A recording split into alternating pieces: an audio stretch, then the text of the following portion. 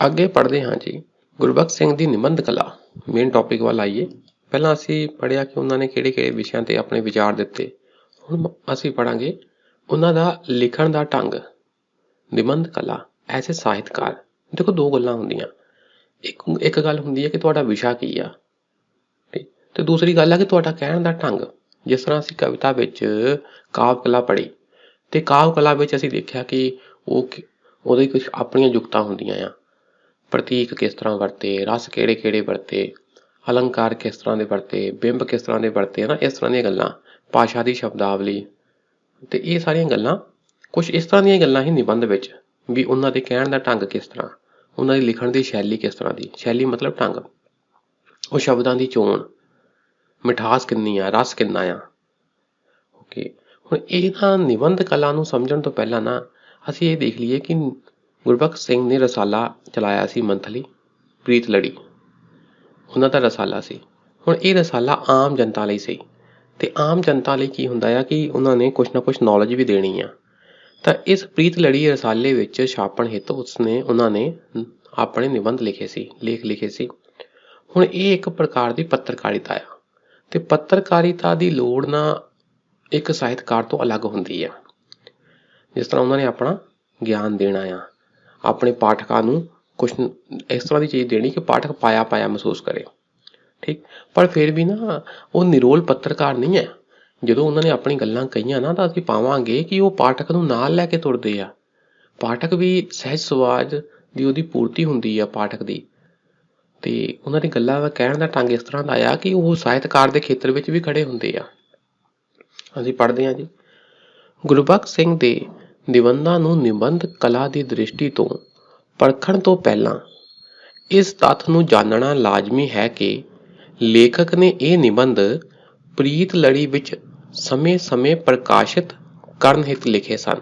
Time to time ਇੱਕ ਰਸਾਲੇ ਵਿੱਚ ਇਹ ਲੇਖ ਪ੍ਰਕਾਸ਼ਿਤ ਕਰਨੇ ਸੀ। ਹੁਣ ਇਹ ਕੀ ਹੋ ਗਈ? ਪੱਤਰਕਾਰੀ। ਪੱਤਰਕਾਰੀ ਦੀਆਂ ਲੋੜਾਂ ਸਾਹਿਤਕਾਰੀ ਦੀਆਂ ਲੋੜਾਂ ਤੋਂ ਵੱਖਰੀ ਪ੍ਰਕਾਰ ਦੀਆਂ ਹੁੰਦੀਆਂ ਹਨ।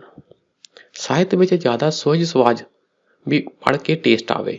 ਪੱਤਰਕਾਰੀ ਵਿੱਚ ਟੇਸਟ ਸੈਕੰਡਰੀ ਆ ਤੇ ਪਲੱਸ ਨੌਲੇਜ, ਗਿਆਨ ਤੇ ਪਲੱਸ ਜੋ ਆਮ ਇਨਸਾਨ ਦੀ ਜ਼ਰੂਰਤਾਂ ਆ ਉਹਦੇ ਨਾਲ ਸੰਬੰਧਿਤ ਗੱਲਾਂ ਜ਼ਿਆਦਾ ਲਿਖਣੀਆਂ ਪੈਂਦੀਆਂ, ਜਾਣਕਾਰੀ ਜ਼ਿਆਦਾ ਦੇਣੀ ਪੈਂਦੀ ਆ। ਤੇ ਲੇਖਕ ਨੇ ਇਹ ਸਾਰੀ ਜਾਣਕਾਰੀ ਦਿੱਤੀ ਵੀ ਆ। ਨਹਾਉਣ ਧੋਣ ਦੇ ਤਰੀਕੇ, ਖਾਣਾ ਖਾਣ ਦੇ ਤਰੀਕੇ, ਕੱਪੜੇ ਪਹਿਨਣ ਦੇ ਤਰੀਕੇ ਸਾਰੇ ਉਹਨੂੰ ਦੱਸੇ ਆ ਜੀ। ਛੋਟੀ ਛੋਟੀ ਬਰੀਕੀਆਂ ਤੱਕ ਗਿਆ ਲੇਖਕ ਸਾਡਾ। ਲੇਖਕ ਦੇ ਲੇਖ ਪੱਤਰਕਾਰੀ ਦੇ ਹਿਸਾਬ ਨਾਲ ਕਮਾਲ ਦੇ ਹਨ, ਪਰ ਪੱਤਰਕਾਰ ਗੁਰਬਖਸ਼ ਸਿੰਘ ਆਪਣੇ ਨਿਬੰਧਾਂ ਵਿੱਚ ਅਨੇਕ ਸਥਾਨਾਂ ਤੇ ਸਾਹਿਤਕਾਰ ਦੇ ਰੂਪ ਵਿੱਚ ਵੀ ਸਾਹਮਣੇ ਆਉਂਦਾ ਹੈ। ਸਾਹਿਤਕਾਰ ਵਾਲਾ ਐਂਗਲ ਵੀ ਸਾਹਮਣੇ ਆਉਂਦਾ ਆ। ਸਾਹਿਤਕਾਰ ਗੁਰਬਖਸ਼ ਸਿੰਘ ਦੀ ਸਭ ਤੋਂ ਪ੍ਰਬਲ ਸ਼ਕਤੀ ਉਸਦੀ ਲਿਖਣ ਭਾਸ਼ਾ ਸ਼ੈਲੀ ਹੈ। ਆਹ ਇੰਪੋਰਟੈਂਟ ਪੁਆਇੰਟ ਹੋ ਗਿਆ। ਨਿਬੰਧ ਕਲਾ ਵਿੱਚ ਮੇਨ ਗੱਲ ਭਾਸ਼ਾ ਸ਼ੈਲੀ, ਆਪਣੀ ਗੱਲ ਕਹਿਣ ਦਾ ਢੰਗ, ਸ਼ਬਦਾਂ ਦੀ ਵਰਤੋਂ, ਕਹਿਣ ਦਾ ਅੰਦਾਜ਼, ਗੱਲ ਕਹਿਣ ਦਾ ਅੰਦਾਜ਼। ਉਸ ਦਾ ਗੱਲ ਨੂੰ ਕਹਿਣ ਦਾ ਢੰਗ ਬੜਾ ਹੀ ਮੌਲਿਕ ਹੈ। ਮੌਲਿਕ ਮੀਨ ਉਸਨੇ ਕਿਸੇ ਕੋ ਕਾਪੀ ਨਹੀਂ ਕੀਤਾ, ਉਹਦਾ ਇੱਕ ਆਪਣਾ ਗੱਲ ਕਹਿਣ ਦਾ ਢੰਗ ਹੈ। ਉਹ ਪੰਜਾਬੀ ਵਾਰਤਕ ਦਾ ਇੱਕ ਮੌਲਿਕ ਸ਼ੈਲੀਕਾਰ ਹੈ।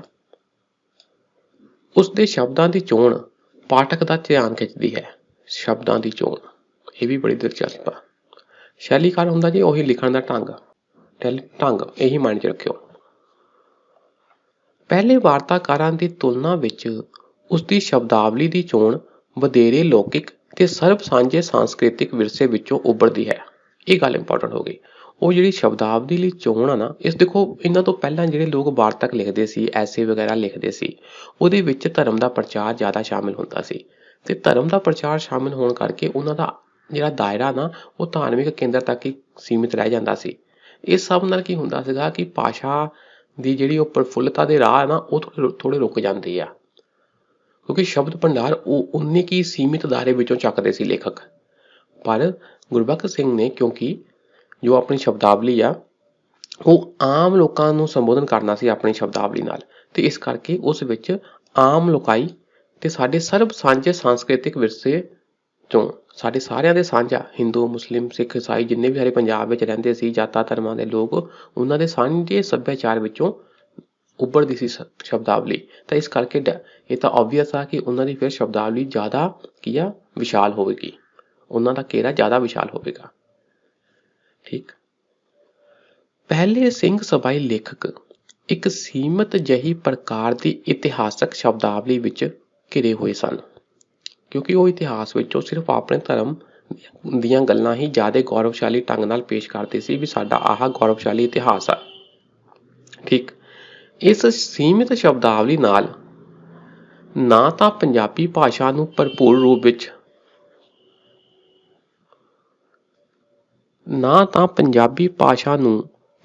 ਰੂਪ ਵਿੱਚ ਨਵ ਨਿਰਮਾਣ ਕਰਨ ਦੀ ਕੋਈ ਸਮਰੱਥਾ ਮਿਲ ਰਹੀ ਸੀ।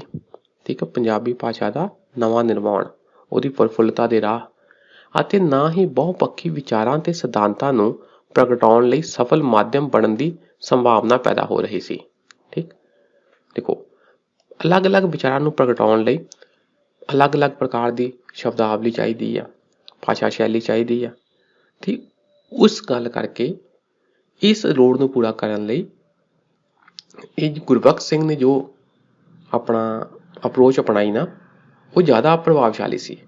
ਉਹਨਾਂ ਨੇ ਵਿਸ਼ਾਲ ਖੇਤਰ ਬਾਰੇ ਲਿਖਿਆ। ਵਿਸ਼ਾਲ ਮਤਲਬ ਸਾਡੇ ਸਾਂਝੇ ਸਾਂਸਕ੍ਰਿਤਿਕ ਗੱਲਾਂ ਕਹੀਆਂ, ਸੱਭਿਆਚਾਰ ਦੀਆਂ ਗੱਲਾਂ ਕਹੀਆਂ, ਆਮ ਲੋਕਾਈ ਦੀਆਂ ਗੱਲਾਂ ਕਹੀਆਂ, ਸਿਰਫ ਇੱਕ ਖਾਸ ਧਾਰਮਿਕ ਐਂਗਲ ਤੇ ਹੀ ਫੋਕਸ ਨਹੀਂ ਰਹੇ। ਤਾਂ ਉਸ ਨਾਲ ਕੀ ਹੋਇਆ, ਪੰਜਾਬੀ ਦਾ ਵਿਕਾਸ ਹੋਣ ਦੀ ਸੰਭਾਵਨਾ ਵਧੀ, ਤੇ ਉਸ ਵਿਕਾਸ ਵਿੱਚ ਕੀ ਆ ਕਿ ਜਿਹੜੇ ਵੱਖ-ਵੱਖ ਸਾਡੇ ਵਿਚਾਰ ਹੁੰਦੇ ਆ ਉਹਨਾਂ ਨੂੰ ਵੀ ਵਿਅਕਤ ਕੀਤਾ ਜਾ ਸਕਦਾ ਸੀ। ਗੁਰਬਖਸ਼ ਸਿੰਘ ਨੇ ਪੰਜਾਬੀ ਭਾਸ਼ਾ ਨੂੰ ਬਹੁਪੱਖੀ ਵਿਸ਼ਿਆਂ ਨੂੰ ਪ੍ਰਗਟਾਉਣ ਲਈ ਵਰਤਿਆ ਅਤੇ ਪੰਜਾਬੀ ਭਾਸ਼ਾ ਦਾ ਵਿਕਾਸ ਕੀਤਾ। ਬਹੁਪੱਖੀ, ਸਿਰਫ ਧਰਮ ਨਹੀਂ, ਕਿੰਨੇ ਪ੍ਰਕਾਰ ਦੇ ਵਿਸ਼ਿਆਂ ਨੂੰ ਪ੍ਰਗਟਾਇਆ, ਤੇ ਇਸ ਨਾਲ ਪੰਜਾਬੀ ਭਾਸ਼ਾ ਦਾ ਕੀ ਹੋਇਆ, ਵਿਕਾਸ ਹੋਇਆ। ਠੀਕ। ਗੁਰਬਖਸ਼ ਸਿੰਘ ਪਾਠਕ ਨਾਲ ਨਿੱਜੀ ਪੱਧਰ ਉੱਤੇ ਇੱਕ ਨਿੱਕੀ ਜਿਹੀ ਸਾਂਝ ਪੈਦਾ ਕਰਕੇ ਉਸ ਨੂੰ ਸੰਬੋਧਨ ਕਰਦਾ ਹੈ। ਪਾਠਕ, ਪੜ੍ਹਨ ਵਾਲੇ ਨਾਲ ਉਹ ਛੋਟੀ ਜਿਹੀ ਸਾਂਝ ਬਣਾ ਲੈਂਦਾ, ਨਿੱਕੀ ਜਿਹੀ ਸਾਂਝ, ਕਿਉਂਕਿ ਪੜ੍ਹਨ ਵਾਲੇ ਨੂੰ ਇਹ ਲੱਗਦਾ ਕਿ ਯਾਰ ਵੀ ਪਾਠਕ ਮੇਰੇ ਨਾਲ ਗੱਲਾਂ ਕਰਦਾ ਪਿਆ, ਲੇਖਕ ਮੇਰੇ ਨਾਲ ਗੱਲਾਂ ਕਰਦਾ ਪਿਆ, ਤੇ ਉਹ ਮੇਰੇ ਹਿੱਤ ਦੀਆਂ ਗੱਲਾਂ ਕਰਦਾ ਪਿਆ ਆ। ਤੇ ਇਸ ਕਰਕੇ ਪਾਠਕ ਨੂੰ ਆਪਣਾ ਭਾਵ ਮਹਿਸੂਸ ਹੁੰਦਾ ਆ ਉਹਨਾਂ ਦੇ ਲੇਖ ਪੜ੍ਹ ਕੇ। ਉਸਦੇ ਭਾਵਾਂ ਵਿੱਚ ਜਿੱਥੇ ਮਨੁੱਖਾਂ ਨਾਲ ਸਾਂਝ ਝਲਕਦੀ ਹੈ, ਉੱਥੇ ਉਸਦੇ ਮਨੁੱਖਾਂ ਨਾਲ ਰਿਸ਼ਤਿਆਂ ਵਿੱਚ ਵਿਸ਼ਾਲ ਅਨੁਭਵ ਦਾ ਸਾਕਾਰ ਚਿੱਤਰ ਮਿਲਦਾ ਹੈ। ਦੇਖੋ, ਮਨੁੱਖਾਂ ਨਾਲ ਰਿਸ਼ਤਿਆਂ ਵਿੱਚ ਤੁਸੀਂ ਜਦੋਂ ਲੇਖ ਪੜ੍ਹੋਗੇ ਨਾ, ਕਿਤੇ ਉਹ ਵਿਦੇਸ਼ ਦੀ ਧਰਤੀ ਵਿੱਚ ਇੱਕ ਨਿੱਕੀ ਜਿਹੀ ਕੁੜੀ ਦੀ ਗੱਲ ਕਰੋਗੇ, ਨੰਨੀ ਲੀਲਾ, ਕਿਤੇ ਉਹ ਈਰਾਨ ਦੀ ਕਿਸੇ ਔਰਤ ਦੀ ਗੱਲ ਕਰੋਗੇ, ਕਿਤੇ ਉਹ ਇੱਕ ਅਜਿਹੀ ਔਰਤ ਦੀ ਗੱਲ ਕਰੋਗੇ ਜਿਨ੍ਹਾਂ ਦੇ ਘਰ ਜਿਹੜਾ ਗੁਰਬਖਸ਼ ਸਿੰਘ ਆ ਉਹ ਇੱਕ ਮਹਿਮਾਨ ਵਜੋਂ ਰਿਹਾ ਸੀ। ਤੇ ਉਹ ਕੀ ਆ ਕਿ ਸਾਰਿਆਂ ਨਾਲ ਸਾਂਝ ਸਥਾਪਿਤ ਕਰ ਲੈਂਦਾ ਆ, ਸਾਰਿਆਂ ਦਾ ਮੋਹ ਪੈ ਜਾਂਦਾ ਸਾਡੇ ਲੇਖਕ ਨਾਲ, ਤੇ ਲੇਖਕ ਦਾ ਮੋਹ ਵੀ ਉਹਨਾਂ ਦਾ ਪੈ ਜਾਂਦਾ ਆ। ਬੇਸਿਕਲੀ ਲੇਖਕ ਦਾ ਮੋਹ ਮਨੁੱਖਤਾ ਨਾਲ ਪੈਂਦਾ ਆ। ਤਾਂ ਇਹ ਅਲੱਗ-ਅਲੱਗ ਉਦਾਹਰਨਾਂ ਦੇ ਕੇ ਲੇਖਕ ਨੇ ਆਪਣੇ ਭਾਵਾਂ ਨੂੰ ਦਰਸਾਉਣ ਦੀ ਕੋਸ਼ਿਸ਼ ਕੀਤੀ ਆ। ਇਸ ਦਾ ਆਂਸ਼ਿਕ ਰੂਪ ਵੀ ਸਾਨੂੰ ਗੁਰਬਖਸ਼ ਸਿੰਘ ਤੋਂ ਪਹਿਲਾਂ ਰਚੀ ਗਈ ਵਾਰਤਕ ਵਿੱਚੋਂ ਨਹੀਂ ਮਿਲਦਾ। ਇਹ ਗੁਰਬਖਸ਼ ਸਿੰਘ ਦੀ ਪ੍ਰਾਪਤੀ ਆ ਕਿ ਉਹ ਮਨੁੱਖਾਂ ਨਾਲ ਰਿਸ਼ਤਿਆਂ ਨਾਲ ਕੀ ਆ, ਇਹ ਸਾਂਝ ਪ੍ਰਾਪਤ ਕਰ ਲੈਂਦਾ, ਦੂਜੇ ਮਨੁੱਖਾਂ ਨਾਲ ਸਾਂਝ ਪੈਦਾ ਕਰ ਲੈਂਦਾ, ਮੋਹ ਪੈਦਾ ਕਰਦਾ ਆ, ਦੋਵਾਂ ਦਾ ਆਪਸ ਵਿੱਚ ਪਿਆਰ ਪੈਦਾ ਹੋ ਜਾਂਦਾ। ਤੁਸੀਂ ਜਿੰਨੇ ਲੇਖ ਪੜ੍ਹੋਗੇ ਉਹਦੇ ਵਿੱਚ ਇਹ ਗੱਲ ਵਾਰ-ਵਾਰ ਆਉਂਦੀ ਆ ਉਹਨਾਂ ਦੇ ਲੇਖਾਂ ਵਿੱਚ, ਕਿ ਕੋਈ ਇਸ ਤਰ੍ਹਾਂ ਦਾ ਪਰਸਨ ਆ ਜਿਹੜਾ ਕਾਫੀ ਟਾਈਮ ਤੱਕ ਬਾਅਦ ਵਿੱਚ ਵੀ ਗੁਰਬਖਸ਼ ਸਿੰਘ ਨੂੰ ਚਿੱਠੀਆਂ ਲਿਖਦਾ ਰਿਹਾ, ਇਸ ਤਰ੍ਹਾਂ ਦੀਆਂ ਗੱਲਾਂ। ਅੱਗੇ ਜੀ, ਗੁਰਬਖਸ਼ ਸਿੰਘ ਦੀ ਰਚਨਾ ਗੁਰਮੁਖੀ ਲਿਪੀ ਵਿੱਚ ਲਿਖੀ ਜਾਣ ਦੇ ਬਾਵਜੂਦ ਵੀ ਕੇਵਲ ਸਿੱਖਾਂ ਲਈ ਨਹੀਂ, ਉਸ ਦਾ ਆਸ਼ਾ ਸਾਰੇ ਪੰਜਾਬੀਆਂ ਨਾਲ ਗੱਲਾਂ ਕਰਨ ਦਾ ਹੈ। ਸਾਰੇ ਪੰਜਾਬੀਆਂ ਨਾਲ, ਉਹ ਕਿਸੇ ਇੱਕ ਧਰਮ ਤੱਕ ਸੀਮਿਤ ਨਹੀਂ ਰਿਹਾ। ਉਸਨੇ ਪੰਜਾਬੀ ਤੋਂ ਇਲਾਵਾ ਸੰਸਕ੍ਰਿਤ, ਹਿੰਦੀ ਅਤੇ ਅਰਬੀ ਫਾਰਸੀ ਦੇ ਸ਼ਬਦ ਵੀ ਨਿਝੱਗ ਹੋ ਕੇ ਵਰਤੇ ਹਨ। ਠੀਕ ਹੈ ਨਾ, ਇੰਨੀ ਪ੍ਰਕਾਰ ਦੀ ਸ਼ਬਦਾਵਲੀ ਉਸਨੇ ਵਰਤੀ। ਦੇਖੋ, ਅਸੀਂ ਕਲਾ ਦੀ ਗੱਲ ਕਰਦੇ ਪਏ ਹਾਂ ਤੇ ਉਸ ਦੇ ਵਿੱਚ ਭਾਸ਼ਾ ਦੀ ਗੱਲ ਤਾਂ ਆਉਣੀ ਆ।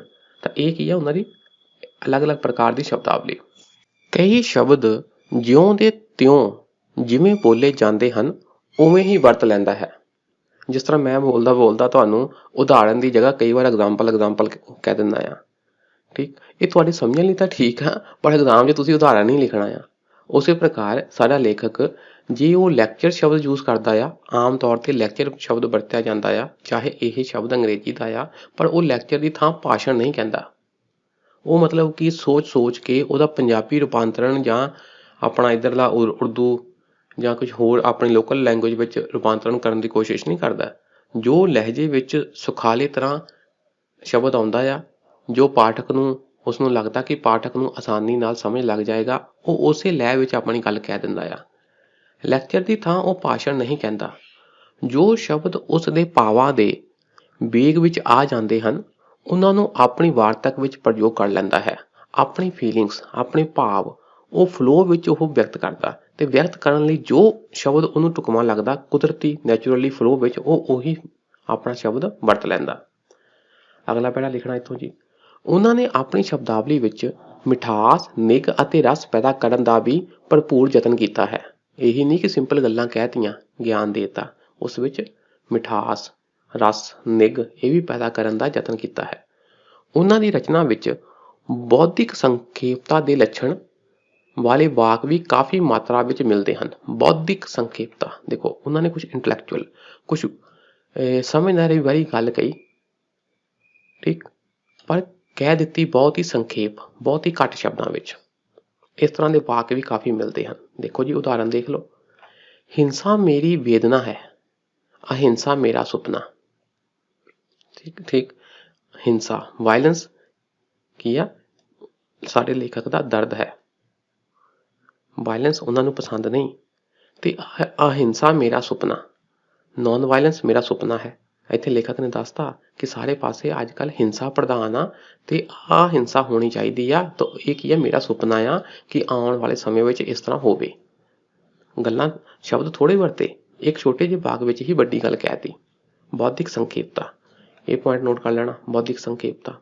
ਅੱਛਾ ਜੀ, ਸਮੁੱਚੇ ਰੂਪ ਵਿੱਚ ਕਿਹਾ ਜਾ ਸਕਦਾ ਹੈ ਕਿ ਗੁਰਬਖਸ਼ ਸਿੰਘ ਨੇ ਆਪਣੇ ਨਿਬੰਧਾਂ ਦੁਆਰਾ ਪੰਜਾਬੀ ਵਾਰਤਕ ਦੇ ਖੇਤਰ ਵਿੱਚ ਇੱਕ ਨਵੀਂ ਦੁਨੀਆ ਦੇ ਸੰਦੇਸ਼ਵਾਹਕ ਦੇ ਰੂਪ ਵਿੱਚ ਪ੍ਰਵੇਸ਼ ਕੀਤਾ।